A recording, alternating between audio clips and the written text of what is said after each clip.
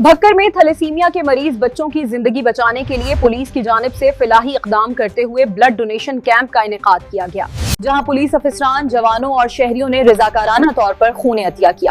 واقعے کی پوری تصویر جانتے ہیں ایم سعید بشارتی کے جامع نیوز پیکج میں۔ بھکر پولیس کی جانب سے تھیلیسیمیا کے مریض بچوں کے لیے پولیس لائن بھکر میں بلڈ ڈونیشن کیمپ کا انعقاد کیا گیا۔ ڈی پی او بھکر شہزاد رفیق عوان کی ہدایت پر لگنے والے اس کیمپ میں پولیس افسران، جوانوں اور شہریوں نے رضاکارانہ طور پر خون عطیہ کیا۔ مقصد مریض بچوں کو بروقت اور محفوظ خون کی فراہمی تھی۔ رپورٹ ایم سعید بشارتی اور آپ دیکھ رہے ہیں آج تک۔ آپ دیکھ رہے ہیں آج تک نیوز، خبر سچ کے ساتھ۔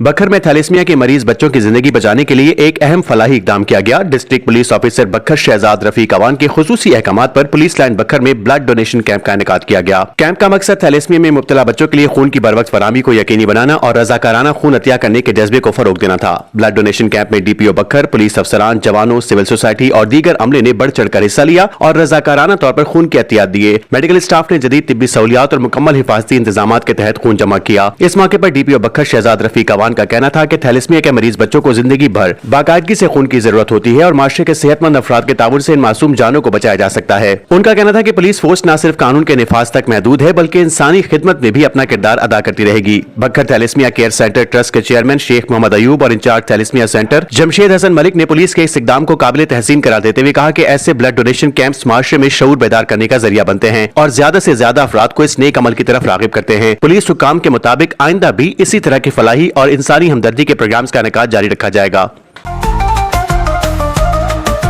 آج تک نیوز، خبر سچ کے ساتھ۔